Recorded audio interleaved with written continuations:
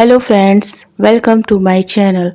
यह मेरे Wangxian FF war of hidden love का पार्ट 14 है। इसके प्रीवियस पार्ट्स अगर आपने नहीं देखे हैं तो उसका लिंक मैंने वीडियो के डिस्क्रिप्शन बॉक्स में दे दिया है, वहां से जाकर चेक कर सकते हैं। फ्रेंड्स, वीडियो शुरू करने से पहले मैं आप लोगों से सॉरी कहना चाहती हूँ इतनी लेट वीडियो अपलोड करने के लिए।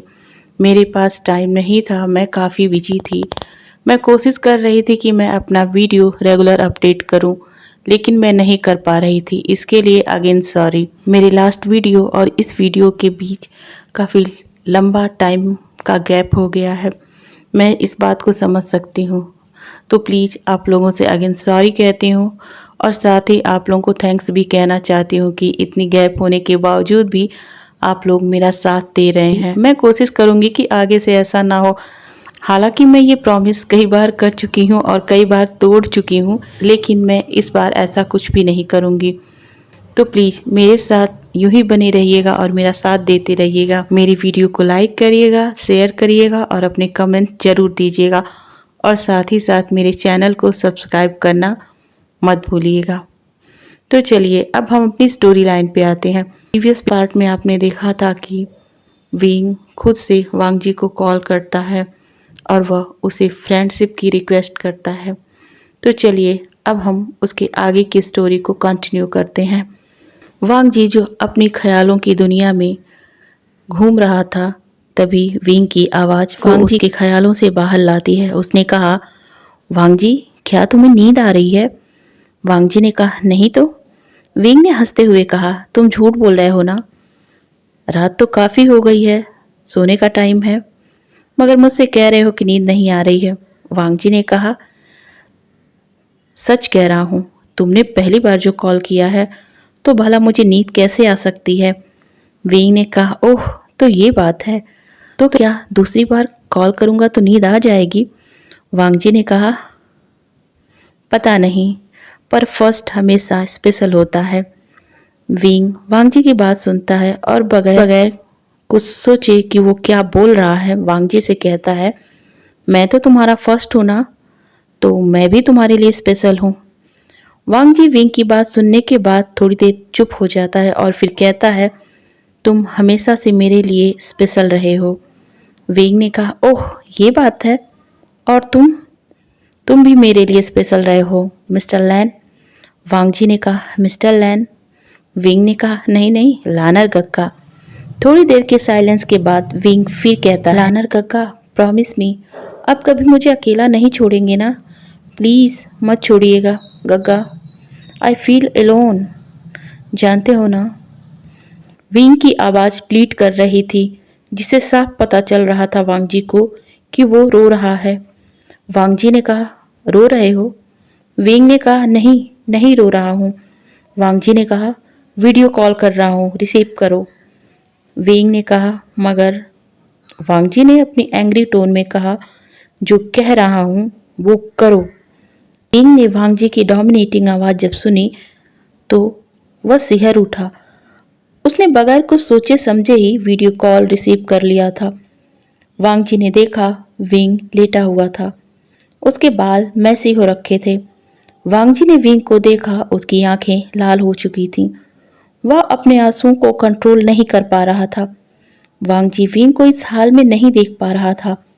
उसने कॉल को कट किया, फिर वह अपने नाइट सूट में ही बाहर आ गया और अपनी कार निकाली, सॉन्गलेन को मैसेज किया और विंग के मेंशन की तरफ निकल गया। जब से वांग जी ने अपने कॉल को कट किया था, विंग लगातार उसे कॉल कर रहा था। उसे और भी रोना आ रहा था जब वांग जी उसका कॉल नहीं रिसीव कर रहा था। हालांकि वह बहुत स्ट्रांग पर्सन था, अपनी लाइफ में बहुत सारी डिफ़िकल्टीज़ का सामना किया था उसने, वो भी अकेले। बहुत सारे उतार चढ़ाव उसकी लाइफ में आए थे, वह अकेला ही सबका सामना कर रहा था। मगर वांग जी को अपनी लाइफ में चाहता था। वांग जी उसके लिए घर वाली फीलिंग देता था। वह उससे नफरत करता था, बहुत नफरत, मगर ये नफरत बस इसलिए थी कि वांग जी उससे दूर था। आज जब वांग जी उसकी लाइफ में फिर से शामिल हो रहा है तो उसे डर लग रहा है कि पहली बार की तरह वांग जी सबके दबाव में उसे अपने से दूर ना कर दे और फिर विंग को अपने घर से महरूम होना पड़े। वह डर रहा था और यही डर उसकी आंखों से आंसू की तरह बह रहे थे। उस पर वांगजी का कॉल ना रिसीव करना उसे और भी ज्यादा पेन दे रहा था। उसे डर लग रहा था कि कहीं वांगजी से उसने जो झूठ बोला है उसकी वजह से वह उससे ज्यादा नाराज तो नहीं हो गया है ना। उसे अच्छे तरीके से पता है वांगजी ना तो झूठ बोलता है और ना झूठ बोलने वाले लोगों को पसंद करता है। वह लगातार वांगजी को कॉल कर रहा था और उसकी आंखों से लगातार आंसू बह रहे थे। तभी एक सर्वेंट दौड़ता हुआ उसके रूम में नॉक करता है। विंग ने जब सुना कि कोई उसके रूम को नॉक कर रहा है, उसने उसे अंदर बुलाया क्योंकि उसे पता था कि इस समय सर्वेंट ही होगा। सर्वेंट अंदर आया। विंग ने कॉल करते हुए ही पूछा, क्या हुआ? सर्वेंट ने कहा, मेंशन के गेट पर कोई लान वांगजी आए हैं। गार्ड उन्हें अंदर आने के लिए मना कर रहे हैं और सुबह मिलने के लिए कह रहे हैं, मगर वो नहीं मान रहे हैं। गार्ड उनसे डर रहे हैं। हम क्या करें? विंग हैरान होकर उस सर्वेंट की तरफ देखने लगा। उसने कहा, गगा आए हैं, जाओ जाओ उन्हें जल्दी लेकर अंदर आओ। सर्वेंट दौड़ता हुआ चला गया। विंग वहीं रुक गया। उसके हाथ पैर कांप रहे थे। वह 45 मिनट से जिसे लगातार कॉल कर रहा था, वह पर्सन खुद उसके सामने आ रहा है। वो कैसे उनका सामना करेगा? मोबाइल पर बात करना अलग बात है, मगर सामने से वांगजी को फेस करना अलग बात है। बार वाले इंसिडेंट के बाद से वह वांगजी के सामने ना पड़ने की सोच रहा था, मगर नी हुसैन के इनकरेज करने के बाद ही वांगजी को कॉल करने की हिम्मत वह जुटा पाया था। और जब कॉल किया तो अपनी सारी फीलिंग वांगजी से बिना किसी हिचकिचाहट के कह पाया, क्योंकि वांगजी का फेस सामने नहीं था। मगर अब क्या करेगा? वो कैसे सामना करेगा वांगजी का? सब विंग के दिमाग में चल रहा था। उसने खुद से कहा, मगर उनका सामना तो करना ही होगा ना, मुझे जाना पड़ेगा।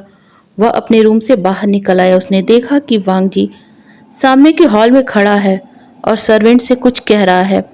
तभी उसकी नज़र विंग पर जाती है, जो नीचे ही आ रहा था। विंग नीचे आता है और सर्वेंट को वहां से जाने के लिए कहता है। सर्वेंट वहां से चला जाता है। वांगजी विंग की तरफ देखता है। वह विंग को घूर रहा था। विंग ने वांगजी की जब ऐसी निगाहें खुद पर फील की तो थोड़ा और डर गया। उसने अपनी डरती हुई आवाज में कहा, मिस्टर लैन, रात के 2 बज गए हैं, यहाँ कैसे? तभी वांगजी विंग की तरफ बढ़ता है, उसे अपने गले लगाता है और कहता है, विंग, मैं तुमसे दूर नहीं जाऊंगा, प्लीज बिलीव मी। मैं जानता हूँ ये कठिन है तुम्हारे लिए। विंग, तब के वांगजी और अब के वांगजी में बहुत अंतर है, प्लीज ट्रस्ट मी। विंग, जो अब तक खुद को रोके रखा था, वांगजी को कसकर गले लगाता है और फिर जोर जोर से रोने लगता है। वांगजी कुछ नहीं कहता है। विंग का रोना सुनकर उसकी आंखों में भी आंसू आ गए थे, मगर वह विंग को रोने देता है। थोड़ी देर बाद जब वह शांत होता है, विंग खुद को वांगजी से दूर करता है और कहता है, इतनी रात को क्यों आ गए? वांगजी ने कहा, तुम रो रहे थे ना, मुझसे नहीं रहा गया तो मैं आ गया और अब मैं मॉर्निंग में ही यहाँ से जाऊंगा। तो प्लीज मुझे गेस्ट रूम दिखा दो, मैं वहीं सो जाऊंगा। विंग ने थोड़ा हिचकिचाते हुए कहा, क्या मेरे बेडरूम में सोना पसंद करोगे आप? वांगजी ने अपनी छोटी सी स्माइल दी और कहा, अगर तुम चाहते हो कि मैं तुम्हारे साथ बेड शेयर करूं तो मुझे इसमें कोई प्रॉब्लम नहीं होगी। मगर वो अपने मन में ये कहता है कि हमने पहले भी तो ये किया है ना, मगर यह बात वह विंग से कह नहीं पाता है। विंग वांगजी को अपने बेडरूम में ले जाता है। वांगजी जैसे ही उसके कमरे में पहुंचता है, वह बेड पर गिर जाता है और आंखें बंद कर लेता है। फिर विंग से कहता है, हम बहुत जग चुके हैं, तो चलो अब सो जाते हैं। विंग भी बेड पर लेट जाता है। वो दोनों बेड के एक एक साइड पर सो रहे थे। दोनों के बीच में काफी गैप था। थोड़ी देर बाद ही दोनों ने आंखें बंद कर ली। तभी कुछ समय बाद ही विंग ने कहा, लानर कक्का, लानर कक्का। वांगजी ने कोई रिप्लाई नहीं दिया। तभी विंग को ना जाने क्या सूझती है, वह वांगजी के करीब आता है और उसके चेहरे पर उन बिखरे बालों को हटाता है, उसके फोरहेड पर किस करता है और कहता है, लानर काका, प्लीज मुझे छोड़कर मत जाइएगा। मैं जानता हूँ ये आपके लिए काफ़ी कठिन होने वाला है, मेरी फ्रेंडशिप को एक्सेप्ट करना, जबकि आप मुझसे प्यार करते हो। आपकी फीलिंग फ्रेंडशिप से कहीं ज़्यादा है। मैं आपको हर्ट नहीं करना चाहता, बट मुझे आपको हर्ट करना पड़ेगा। मैं क्या करूं? मैं सेल्फिश हूं या कहिए मैं हार्टलेस हूं, कुछ भी कहिएगा, मगर प्लीज़ अब मेरी लाइफ से मत जाइएगा। इतना कहने के साथ ही वह वांगजी से दूर दूसरी साइड में जाकर सो जाता है।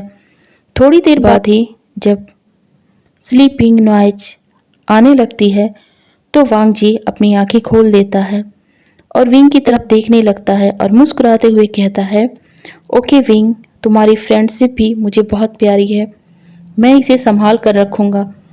इतना कहने के साथ ही वह अपनी आंखें बंद कर लेता है। सुबह के 8 बजे थे। वांगजी अपने मोबाइल की आवाज़ सुनकर उठता है। उसने देखा कि विंग अभी सो रहा है। वह अपने मोबाइल को लेता है और देखता है कि उस पर सॉन्गलैन कॉल कर रहा था। उसने उसे रिसीव किया और कहा, सॉन्गलैन, क्या हुआ? सॉन्गलैन ने उधर से कहा, आज वहीं रहने का इरादा है क्या?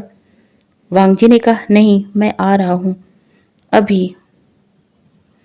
तभी वह विंग की तरफ देखता है और उसके पास जाकर उसके बालों से खेलते हुए कहता है, गुड मॉर्निंग स्वीटहार्ट, मैं अभी चलता हूँ, फिर मिलेंगे। यह कहने के साथ ही वह वहाँ से निकल गया। जाते समय उसने विंग के सर्वेंट को बता दिया था कि जब तुम्हारे मास्टर जगें तो उनसे कहना कि मुझे बहुत ज़रूरी काम था, इसलिए मैं चला गया। इसके बाद वह तुरंत ही अपने मेंशन के लिए निकल जाता है। उसके जाने के करीब आधे घंटे बाद विंग उठता है और अपने बगल में वांगजी को नहीं पाकर उसे ढूंढने लगता है। उसे लगा वांगजी वॉशरूम में होगा, मगर काफ़ी देर होने के बाद जब वॉशरूम का डोर ओपन नहीं होता है तो वह जाकर देखता है। वह समझ जाता है कि वांगजी वहाँ नहीं है। वह नीचे आता है। तभी वही सर्वेंट विंग के पास आता है और कहता है, मास्टर, आपके गेस्ट ने कहा है कि उन्हें बहुत ज़रूरी काम है, इसलिए वो वहाँ से चले गए हैं। आप परेशान मत हो। विंग ने अपने गुस्से भरी आंखों से सर्वेंट की तरफ देखा। सर्वेंट तो डर ही गया था। विंग ने अपनी रूड आवाज में कहा, उसने कहा, और तुमने उसे जाने दिया? पर उस सर्वेंट ने हड़बड़ाते हुए कहा, मास्टर, मुझे उनसे डर लग रहा था, मैं कुछ बोल ही नहीं पा रहा था। विंग ने तब स्माइल किया और कहा, डरना चाहिए तुमको उनसे। और यह कहकर वह वापस अपने रूम में चला गया। आज का पूरा दिन वांगजी के लिए बहुत ही टफ था। पूरा दिन वह फाइलों और मीटिंग्स में ही उलझा रहा। कुछ यही हाल विंग का भी था। रात हो गई, दोनों अपने मेंशन में पहुंच गए। वांगजी को देखकर लग ही रहा था कि वह बहुत ज्यादा थक गया है। सॉन्गलैन और साओ सिंचन का हाल भी वही था। इन्होंने बड़ी मुश्किल से ही अपना डिनर फिनिश किया और अपने रूम में चले गए। वांगजी अपने बेड पर आंखें बंद कर लेटा था। थकान के कारण उसकी आंख लग गई थी। तभी उसका मोबाइल रिंग कर उठता है। उसने अपने मोबाइल को बिना देखे ही रिसीव कर लिया और कहा, विंग। उसकी आवाज़ पर उसकी नींद भारी पड़ रही थी। इस समय जो भी उसकी आवाज़ को सुनता वह स्पष्ट बता सकता था कि वांगजी कितनी मुश्किल से ही बोल पा रहा था। उधर विंग का भी हाल कुछ ऐसा ही था। उसकी बातों में भी थकान पूरी तरीके से झलक रही थी। उसने कहा, वांगजी, सॉरी मैंने तुम्हें डिस्टर्ब किया। वांगजी ने कहा, यही कहने के लिए कॉल किया है क्या तुमने विंग? विंग ने कहा, नहीं, बात करने के लिए, मगर मुझे बहुत नींद आ रही है, मैं बोल भी नहीं पा रहा हूँ। वांगजी ने कहा, सेम कंडीशन यहाँ भी है विंग, मुझे भी तुमसे बात करनी है, मगर मेरी आंखें नहीं खुल रही हैं। विंग ने कहा, तो गगा, चलिए हम सो जाते हैं, कल बात करेंगे, वो भी जगने के तुरंत बाद। मैं आपको कॉल करूँगा, आप रिसीव करेंगे ना? वांगजी ने कहा, हाँ, क्यों नहीं, तुम कभी भी कॉल करो, मैं ज़रूर रिसीव कर लूँगा। विंग ने कहा, ओके, गुड नाइट। यह कहकर वह कॉल को कट कर देता है। इसके बाद कुछ ही सेकंड में दोनों नींद की आगोश में चले जाते हैं। फिर एक खूबसूरत सुबह उन दोनों का इंतजार कर रही थी। सुबह के 5 बजे और वांगजी का मोबाइल रिंग कर रहा था। वांगजी जो उठ चुका था, जॉगिंग पर जा रहा था, उसने मोबाइल को देखा और कॉल रिसीव कर लिया और अपनी सॉफ्ट आवाज में बोला, विंग, गुड मॉर्निंग। बहुत सुबह उठ गए तुम। पूरे चाइना को पता है कि मिस्टर वी वोसियान को अपनी सुबह की नींद कितनी प्यारी है। विंग ने कहा, ओह लानर काका, आपको मेरे बारे में, मेरी आदतों के बारे में थोड़ा बहुत पता है। मुझे पता चल गया। वांगजी ने हंसते हुए कहा, पता क्यों नहीं होगा? आखिर मैं कहने के बाद वांगजी थोड़ी देर के लिए खामोश हो गया। फिर तुरंत ही खुद को संभाल कर बोलता है कि चाइना के मोस्ट हैंडसम पॉपुलर पर्सन से बात जो कर रहा हूँ, जिसके बारे में आर्टिकल्स मैगजीन में छपते ही रहते हैं, जिनमें उनके पसंद और नापसंद दोनों छपते हैं। तो मुझे भी पता है। विंग भी वांगजी की बातों को सुन रहा था, मगर वह अपने मन में कहता है, लगा आपके सब तो ये होने चाहिए थे ना कि मैं तुमसे प्यार करता हूँ। यही कहना था ना लानर काका? सॉरी, मैं आपकी फीलिंग को हर्ट कर रहा हूँ।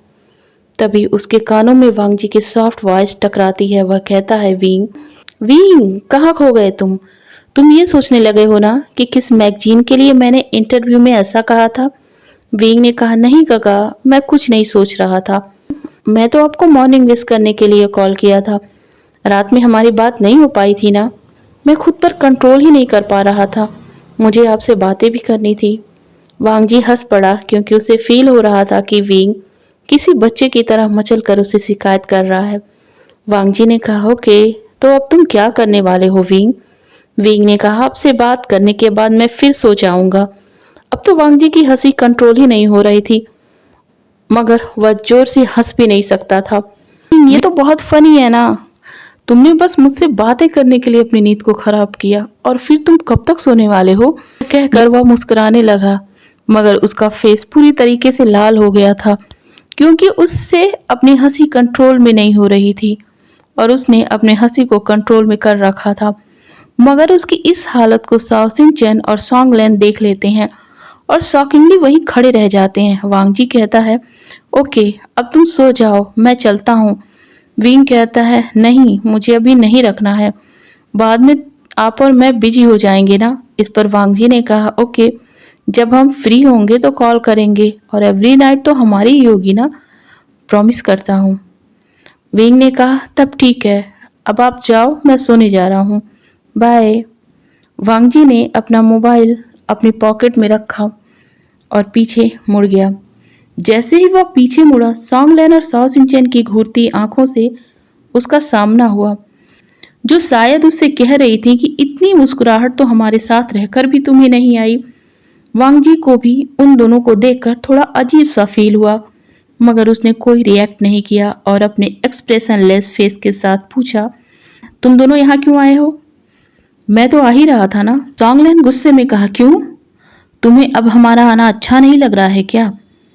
विंग के साथ हमने तुम्हारा प्राइवेट मोमेंट खराब कर दिया है? वांगजी ने सॉन्गलैन के कंधे पर हाथ रखा और कहा, तुम दोनों हमेशा से ही मेरी हार्ट का पार्ट रहे हो, तो तुम्हारा आना मुझे क्यों अच्छा नहीं लगेगा? इस पर साओ सिंचन ने वांगजी को घूरते हुए कहा, तो फिर तुमने ये क्यों कहा कि हम यहाँ कैसे आ गए? वांगजी ने कहा, वो इसलिए क्योंकि मैं हमेशा से ही तुम दोनों के पास सुबह पहुंचता था और आज का ये सडन चेंज मुझे समझ नहीं आया, बस इसीलिए मैंने कह दिया। साओ सिंह चैन ने कहा, वो ऐसा इसलिए कि तुम आज पहली बार लेट थे। वांगजी ने कहा, मैं लेट हो गया, सॉरी, पर अब चलते हैं, नहीं तो पूरा शेड्यूल ही बिगड़ जाएगा। साओ सिंह चैन ने कहा, ओके। तभी सॉन्गलैन बोल पड़ता है कि क्या लेट होने की वजह मिस्टर बी वो सियान है? इतना कहने के साथ ही उसके फेस पर एक नॉटी स्माइल अपीयर हो जाती है। वांगजी ने कुछ नहीं कहा, बस एक छोटा सा स्माइल कर दिया और फिर उनके साथ जॉगिंग पर निकल गया। अब तो रोज का ही ये सिलसिला शुरू हो गया था। विंग कभी भी कॉल कर देता था और वांगजी बिना देरी किए ही उसका कॉल रिसीव कर लेता था। दोनों घंटों तक बातें करते रहते थे। विंग अपनी छोटी से छोटी बात भी वांगजी से शेयर करता था।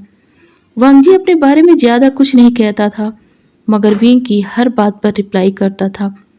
सॉन्गलैन और साओ सिंचेन दोनों वांगजी के लिए परेशान होने लगे थे। एक रात वांगजी जब अपनी डिनर फिनिश करके जाने लगा था तो साओ सिंचेन वांगजी का हाथ पकड़कर उसे बैठाता है और कहता है, वांगजी, मुझे तुमसे बात करनी है। वांगजी देखता है तो साओ सिंचेन बहुत सीरियस था। वांगजी वहीं बैठ जाता है। साओ सिंचेन ने कहा, वांगजी, तुम अपने साथ क्या कर रहे हो? तुम्हें अच्छे से पता है ना कि विंग तुम्हें उस तरीके से लाइक नहीं करता है जैसे कि तुम करते हो। फिर क्यों खुद को ऐसे उसके करीब कर रहे हो? जब वो तुमसे दूर हो जाएगा तो तुम्हारा क्या होगा वांगजी? तुमने सोचा है कभी? वांगजी ने कहा, सोचा है, बहुत सोचा है, पर मैं इस बात से खुश हूँ कि वो खुश है। उसने मेरे साथ कुछ गलत नहीं किया है, ना वो मेरे साथ कुछ गलत कर रहा है। वह मुझसे प्यार नहीं करता है, यह उसने पहले से ही कह दिया है, तो मैं भी उसे ब्लेम नहीं कर सकता हूँ।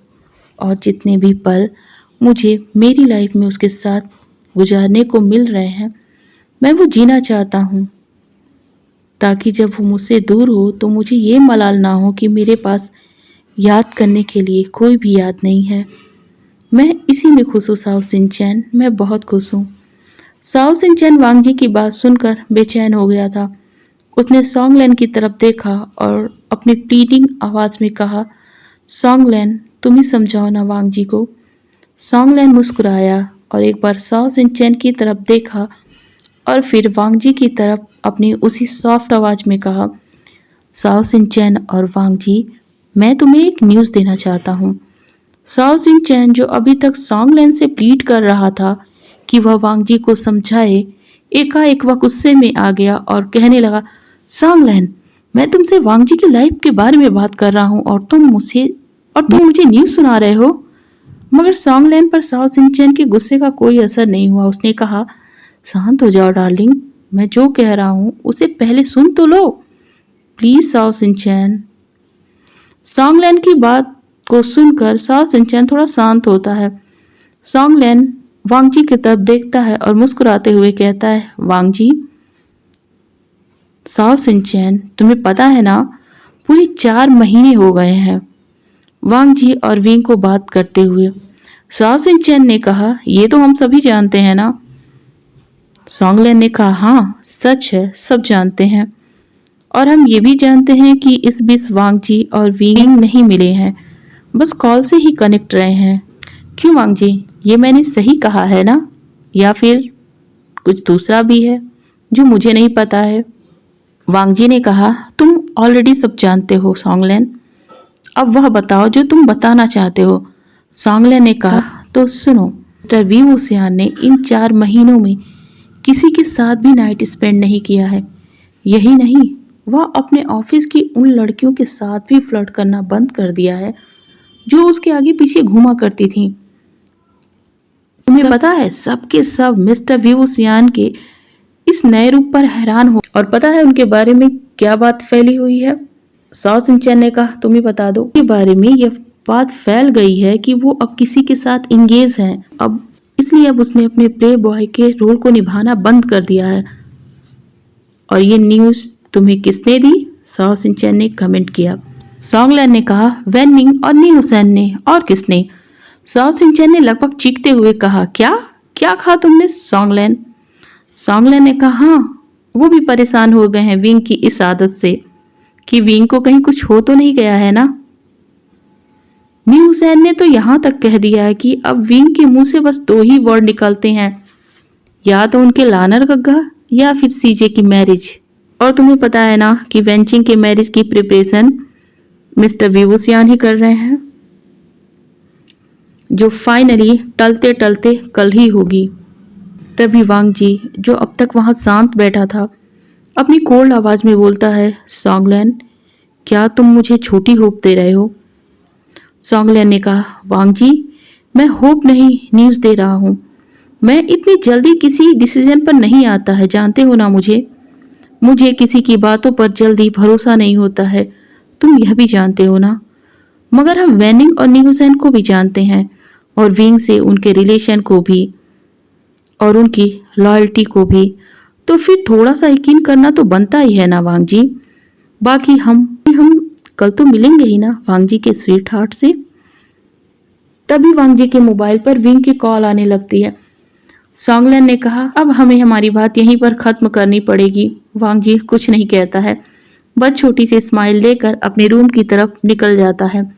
साओ सिंह चैन ने कहा, सॉन्गलैन क्या तुम्हें सच में लगता है विंग के साथ विंग के हार्ट में वांग जी के लिए कोई फीलिंग डेवलप हो रही है? सॉन्गलैन ने कहा, साओ सिंह चैन मैं जो कहूँगा तुमको शायद उस पर यकीन करना मुश्किल, पर मिस्टर विवोसियान के लिए वांग जी उनकी लाइफ है और अपनी लाइफ से प्यार तो सभी करते हैं ना। साओ सिंह चैन ने कहा, मगर तुम इतने यकीन से कैसे कह सकते हो सॉन्गलैन? सॉन्गलैन ने कहा, कल मैं तुम्हें प्रूफ दिखा दूंगा। और अब चलो थोड़ा हम भी एक दूसरे को देख लेते हैं। इतना कहकर वह मुस्कुराते हुए साओ सिंह चैन का हाथ पकड़कर अपने रूम में उसे लेकर चला जाता है। शाम का वक्त था। नी मैंसन को दुल्हन की तरह सजाया गया था। सारे गेस्ट आने शुरू हो गए थे। चाइना के सभी बिजनेसमैन वहां पहुंच चुके थे, जिनमें जियांग्स और वेंस की एंट्री हो चुकी थी। गेट पर न्यूसेन और वेन्निंग उनका वेलकम कर रहे थे। वेन रोहान की नज़र वेन्निंग पर पड़ती है, मगर वह आज उससे कुछ भी नहीं कहता है, बस उसे इग्नोर करता हुआ आगे बढ़ जाता है। वेन्निंग भी वेंस को इग्नोर कर देता है और गेस्ट का वेलकम करने लगता है। लास्ट में लैंस आते हैं, जिसमें लैन कुरैन, लैन सी चैन, मैंग्याओ और वांगजी थे। न्यू जैन और वेन्निंग उनका वेलकम करते हैं। उसके बाद उनके जाने के बाद सॉन्गलैन और साओ सिंह चैन आते हैं और मुस्कुराकर वेन्निंग और न्यू जैन की तरफ देखने लगते हैं। सॉन्गलैन से तो रहा नहीं जाता है, वह न्यू जैन की तरफ आता है और जोर से बोलता है, फाइनली तुम दोनों एक रिलेशन में बंध ही गए। ये सुनकर तो वेन्निंग के चिक्स रेड हो गए थे और न्यू हुसैन वह तो सॉन्गलैन के कमेंट को समझ ही नहीं पाता है। उसने कहा, हाँ सॉन्गलैन, हम आज एक गहरे रिश्ते में बंधने जा रहे हैं। इस पर वेन्निंग तो और भी शर्मा गया। उसने कहा, न्यू हुसैन बस करो, अभी और गेस्ट आने वाले हैं। न्यू हुसैन ने कहा, मैं क्या कर रहा हूँ, मैं तो बस अपना काम ही कर रहा हूँ ना, आप मुझे क्यों डांटते रहते हो? साओ सिंह चैन ने बात को संभालते हुए कहा, सॉन्गलैन अब हम अंदर चलें? सॉन्गलैन मुस्कुराया और वेन्निंग की तरफ देखते हुए कहा, क्या हुआ वेन्निंग, तुम्हारे चीक्स इतने रेड क्यों हो गए हैं? वेन्निंग और भी शर्मा गया। साओ सिंह चैन ने सॉन्गलैन का हाथ पकड़ा और तेजी से उसे अंदर ले जाते हुए कहा, क्या करते हो सॉन्गलैन, देखो वो कितना शाय फील कर रहा था। सॉन्गलैन ने कहा, मगर वो कितना क्यूट लग रहा था ना। साओ सिंह चैन ने बनावटी गुस्सा दिखाते हुए कहा, क्या कहा, वो तुम्हें क्यूट लग रहा था? सॉन्गलैन ने साओ सिंह चैन की आवाज को बदला हुआ फील किया तो कहने लगा, नहीं तुमसे ज्यादा नहीं लग रहा था। साओ सिंह चैन ने कहा, मैं क्यूट नहीं हूँ, हैंडसम हूँ, भूलो मत। यूं ही लड़ते झगड़ते वो हॉल के अंदर आ गए। अंदर का डेकोरेशन देखकर तो उनके होश ही उड़ गए थे। उनके ही क्यों, वहां जितने भी गेस्ट आए थे सबके सब भी उन्हें फील हो रहा था कि जैसे वो अलग ही दुनिया में पहुंच गए हों। फ्लावर्स, लाइट्स सबके सब इतने यूनिक तरीके से लगे हुए थे, जैसे कि उन्हें भीड़ में भी सुकून पहुंचा रहे थे। सबकी जुबान पर बस ब्यूटीफुल, एलिगेंट जैसे वर्ड ही आ रहे थे। तभी जिंग ग्वांगसान ने कहा, कुरैन, क्या तुमने कभी इतनी खूबसूरत डेकोरेशन देखी है, जो नेचुरल और आर्टिफिशियल दोनों का ही परफेक्ट कॉम्बिनेशन हो? कुरैन ने कहा, कभी नहीं। पता नहीं कौन है इसका वेडिंग प्लानर। यांग फैमिलियन जो अभी वहीं पर थे उन्होंने कहा, वी वुसियान। कुरैन ने कहा, ओह वी वुसियान, बहुत अच्छा काम किया है उस बच्चे ने। कुरैन ने विंग की तारीफ की। यह सुनते ही सब वहां शॉक्ड हो गए थे। किसी को कुछ समझ ही नहीं आ रहा था, वो विश्वास ही नहीं कर पा रहे थे कि कुरैन ने क्या किया। जिन गोंगसंग ने कहा, ये डेकोरेशन मिस्टर विवुसियान के डायरेक्शन में हुआ है। नॉर्मल थे। कुरैन ने फिर नॉर्मल ही कहा, बहुत ही खूबसूरती के साथ डेकोरेशन हुआ है। जियांग फैमिलियन तो बहुत ही ज्यादा कंफ्यूज थे, साथ में सब के सब, मगर 3 लोग वहां थे जो नॉर्मल लग रहे थे, सी चैन, मैंग्याओ और वांगजी वहां से हट जाता है और विंग को तलाशने लगता है। विंग उसे कॉर्नर में दिख जाता है जिसने ब्लैक सूट को वेयर किया हुआ था। वांगजी के चेहरे पर स्माइल आ जाती है क्योंकि उसने कुछ ही दिनों पहले कहा था कि विंग पर ब्लैक ड्रेस बहुत अच्छा लगता है। वह विंग के पास जाने की सोचता है मगर वह रुक जाता है। उसने अपने आप से कहा, ये मुझे सामने से इग्नोर कर रहा है क्या? ऐसा मुझे क्यों लग रहा है? क्या इसे नहीं पता है कि मैं यहाँ आ गया हूँ? मुझे थोड़ा वेट करना चाहिए जब तक कि वह खुद मेरे पास ना आ जाए। और यह सोचते हुए वांग जी एक चेयर पर जाकर बैठ जाता है और विंग को उसके पास आने की वेट करने लगता है। उधर विंग की हालत बहुत बुरी हो चुकी थी। उसने लेंस को आते हुए देख लिया था। वह वांग जी के पास जाना चाहता था मगर जब उसकी नज़र लैन कुरैन पर पड़ती है तो वो परेशान हो जाता है। उसकी और लैन कुरैन की पिछली सारी मुलाकातें उसकी आंखों में घूमने लगती हैं, जिसे सोचकर ही वह डर गया था।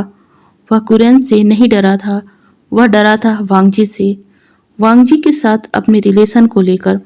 वह नहीं चाहता था कि वांगजी उससे दूर हो जाए।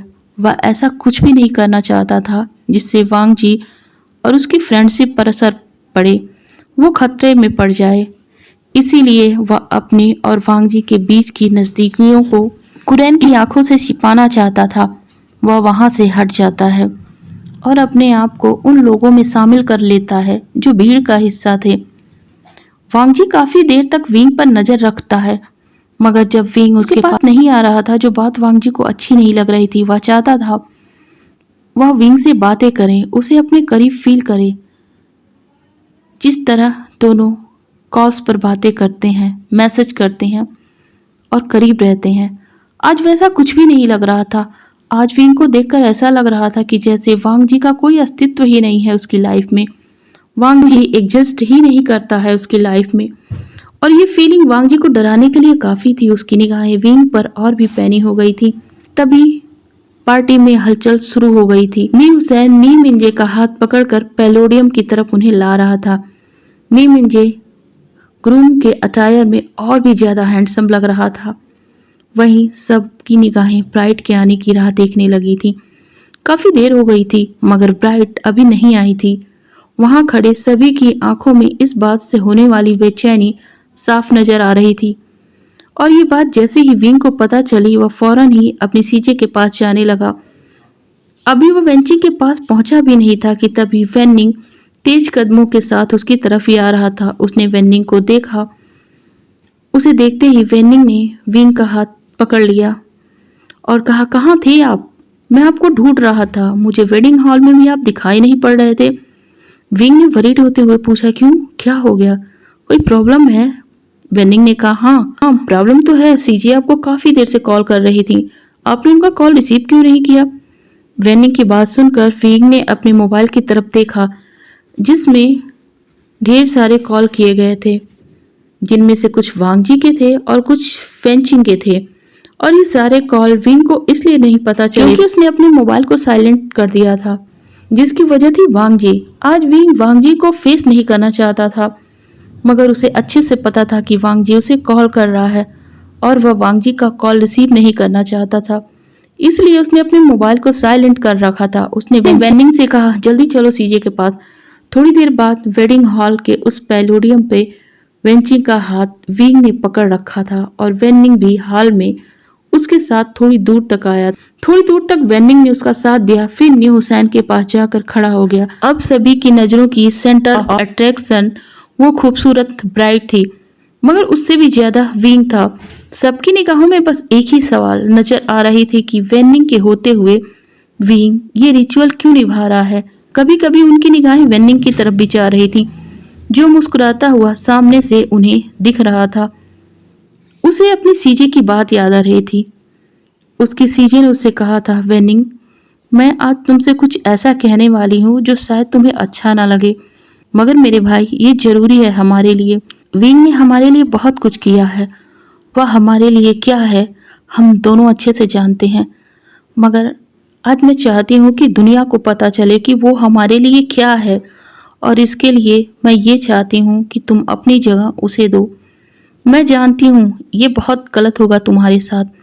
तभी वेनिंग ने जोर से कहा, नहीं सीजे, मैं आपसे एग्री करता हूँ। विंग सर का हमसे भले ही कोई रिलेशन नहीं है, मगर उन्होंने एक फादर की तरह हमारा ख्याल रखा है, तो ये अधिकार उन्हीं का हुआ ना। मुझे बहुत खुशी होगी कि मेरी जगह वो लें।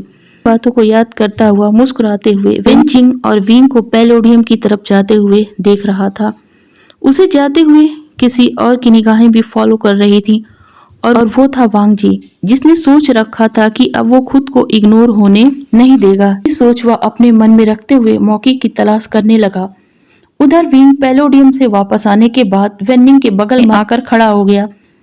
सबके साथ वेडिंग रिचुअल को देख रहा था। आज उसके फेस पर एक सेटिस्फेक्शन झलक रही थी जो कह रही थी कि आज उसकी लाइफ का एक बहुत ही बड़ा हैप्पी मोमेंट है। सबकी निगाहें वेडिंग रिचुअल पर थीं, मगर वांग जी की निगाहें बस विंग पर। साथ ही साथ उन दोनों को दो और लोग भी बहुत ध्यान से देख रहे थे और वो थे सॉन्गलैन और साओ सिंचन। ये दोनों पूरे वेडिंग हॉल में बस वांग जी और विंग को ऑब्जर्व कर रहे थे। उनकी एक एक एक्टिविटी पर उनका ध्यान था। अचानक से विंग को फील हुआ वांग जी उसके नजदीक आ रहा है, क्योंकि वांग जी के परफ्यूम की खुशबू उसके पास पहले ही आ गई थी। ऐसा फील होने के साथ ही वह वहां से हटने लगा था। वांग जी भी समझ गया था कि विंग उसे दूर जा रहा है। वह भी विंग की तरफ तेजी से बढ़ा और उसके हाथ को कसकर पकड़ लिया और वेडिंग हॉल के बैक साइड में उसे लेकर जाने लगा। सो फ्रेंड्स, आज की वीडियो मैं यहीं पर एंड करती हूँ।